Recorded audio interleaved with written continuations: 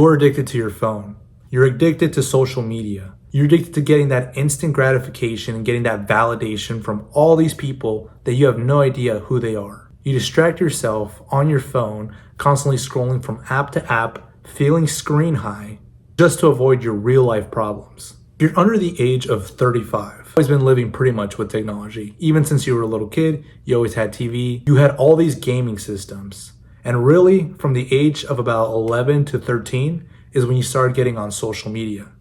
Ever since then, social media has been a part of your life. You can't sit here and tell me, yeah, I've spent more than 30 days off my phone, just off social media. That's crazy. Think about how heavily your life has been influenced by this. Now that you're older, you have a social media addiction. You have a phone addiction. And the thing is, you're either unaware that you have an addiction or you're in complete denial. Completely fine, because the actual way to actually solve these problems that you're getting from this is to be aware of it. That's the only way you're able to stop this. The exact same thing happened to me. I realized how addicted I was to my phone, how addicted I was to social media. I would constantly do some small task, and right after I was done doing that task, I had to take a little break to literally be on my phone. I was itching to get on social media and take a little break, just relax and chill. Picture yourself, you're almost the equivalent of someone that needs their little cigarette break. They're like, they're itching for their vape or they're itching for their cigarettes to go take a smoke break. You're the exact same way, but with your phone. My name is Israel. My friends call me Logan. And basically, if you're new here, all I do is I teach you ways to actually live a life that you want to live, something that's actually going to improve your life. And I'm going to make it very simple without all the spiritual or self-improvement BS where they add all these fancy words, make it sound so crazy and so unachievable by adding all these buzzwords and pretty much just gaslighting you, telling you they never mess up. And once I actually became aware that I had a social media addiction, and once I actually accepted that I did, was the only time that I could get better. And that's why I did a 30-day dopamine detox, because it takes 30 days to get a new habit. If you don't know what a dopamine detox is, to put it really simply, your brain produces a certain chemical when you do something that gives you a reward. It makes you feel good. So for example, when you eat something delicious, your brain sends dopamine. When people do nugs, your brain creates dopamine. Pretty much anything that brings you pleasure, you will create dopamine from that. The dopamine detox that I did was just no social media for 30 days and no music for 30 days. Included YouTube, TikTok, Snapchat, Instagram, all of that. Also removed anything on my phone that would get me to want to be on my phone. So any games or anything like that also got the boot. The reason I did this for 30 days is because it takes 30 days for you to gain a new habit. I went ahead and actually replaced being on my phone to doing real life things, because the real life is a lot better than being on your phone. It wasn't easy because I'm not used to this, right? One thing right off the bat that I noticed when I actually did the dopamine detox is that we run from our problems a lot. And we actually use social media and scrolling on your phone as a distraction, because when you have no distractions, you just have to face all of your problems that life just throws at you head on. There's no escape. You're not able to just scroll away. That's why social media addiction is so high, because everyone is stressed, right? The only real escape everybody has on their phones is social media, but that is a fake escape, because all it does is amplify all the problems that you already have, because you're going to be seeing everything and you're going to be worried about this war, about this other country, about this new law. In reality, most of the time, that does not affect you at all. By being off social media, time got so much longer. It is a good thing, because most of us complain, oh, our life is so short. But then the moment you get off social media, you're like, oh, time is dragging by. It's like, which one do you want? I'm telling you, most of the problems that you have are not real. They're just because of social media. It amplifies everything.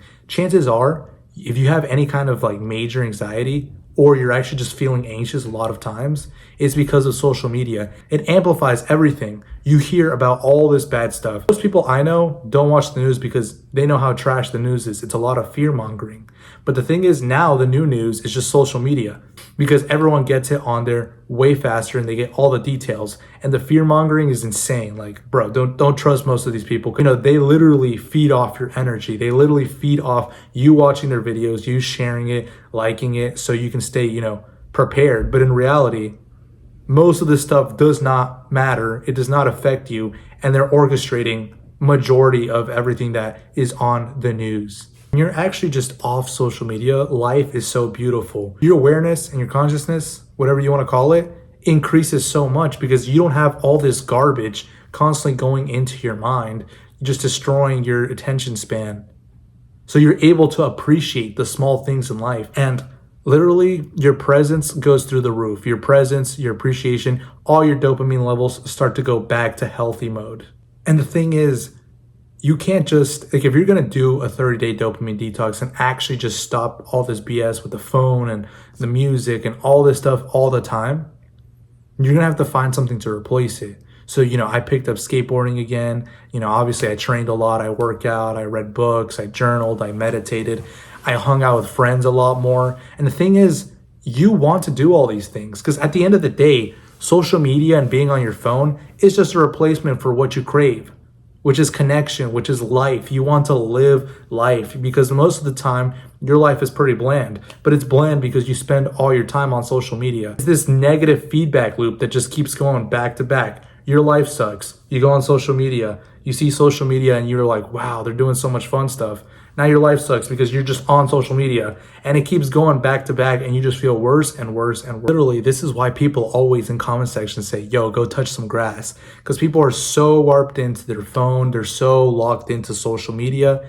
It's so artificial. It's so fake, right? Now, social media isn't all bad, right? I get it. I'm crapping on it a lot. But the problem isn't social media. The problem is you. You have no self-control. And all these companies are hijacking your mind. You have control over this. You can choose to. You just have to be aware of what's going on. And you have to put manual effort to actually changing it. Trust me, life is so beautiful once you just put the phone down, focus, and live life. Literally just observe everything. When you actually do this dopamine detox, it's going to feel weird at first. It's going to feel hard. But then the more you go into it, you're going to actually realize that the reason you're always scrolling and checking your phone is because you want to see what's up. You want connection. You want to have fun. You want to live life. You want to see, oh, awesome, this person texted me. We're going to go do this. You never actually really do that in social media. You're just hoping that people DM you or send you memes. But you can just do that in real life. You can just call up a friend and go and do shit in real life. When you get off social media, it's going to feel just like a kid again. Because I allowed myself to still watch movies because when I was a kid, I would watch movies. But the thing is, I can't binge watch movies. If I watched a movie, it'd be one movie and I'd have to be fully present and actually focus on the movie and read books and things like that. I'd actually have to just focus on one thing at a time. And you get so much of an appreciation. When was the last time you actually sat down and watched the movie from the beginning all the way to the end? There's a reason that movies felt so real back in the day is because you're focused on every little detail of the movie. Nowadays, you're on your phone while watching the movie, while doing a bunch of other things, and you're just scrolling back and forth. So obviously the movies don't hit the same. And I mean, I guess they do make like worse movies now, but you'll probably think, dang, that movie used to hit better. I don't know. Something about it's not as great. It's because you're not focused on it. You're not focused on all the little details of the movie. So you don't feel like you're actually there. So if you actually are tired of this, you're tired of your social media addiction, you're tired of all of this, take a dopamine detox. Say it to yourself and think about what your addictions are. You can literally do the same thing I did. Just cut off social media and stay off your phone as much as possible. Set a date, do it, just commit to it, and just cold turkey it. Like, you're gonna be fine. Nothing bad is gonna happen if you just quit social media. You don't have to make a big deal like, oh, I'm quitting social media for 30 days. Just hop off it and then you'll be fine. If people truly need to get to you or care about you, then they'll have your phone number and they can reach out to you. If not, oh well, it's probably not that big of a deal. You're probably thinking, yeah, but look, you're on social media again. Yeah, that's right, because social media is, like I said, not the problem. The problem is your lack of discipline to just choose not to do something. So I literally have, like, I guess you could say a stop loss. Stop loss when it comes to day trading is when they're trading the stocks. If they start to lose a bunch, they add like a little ticker at the bottom or a little stop loss, which will out the money if they're losing too much money. So I have the same thing. I'm actually aware now of my social media use. I use it strategically. I use it to post. I use it to, see, because you can still get inspiration and be creative. And I use it as a reward. But if I'm on it too much, I'll get off of it. Like, for example, let's say I'm catch myself scrolling. I'll see the time. So I'll be like, okay, 3 minute stop loss, right? Let's say that it's 6 o'clock. At 6:03, I have to get off my phone no matter what. And then I do. And then bam, I'm not, addicted to social media scrolling. I just, okay, I was aware, oh, look what I'm doing again. Bam, it's all good. But now I don't have that urge to always be on social media because I did the 30-day dopamine detox and I stuck to it. I actually didn't go on social media for 30 days. Yeah, I encourage you to just do it. Do it, cold turkey it. You can do it. Like, just literally, all you have to do is not do something. You just have to chill and find stuff to do. And you'll actually be more social and talk to people because you're not going to be on your phone trying to escape reality.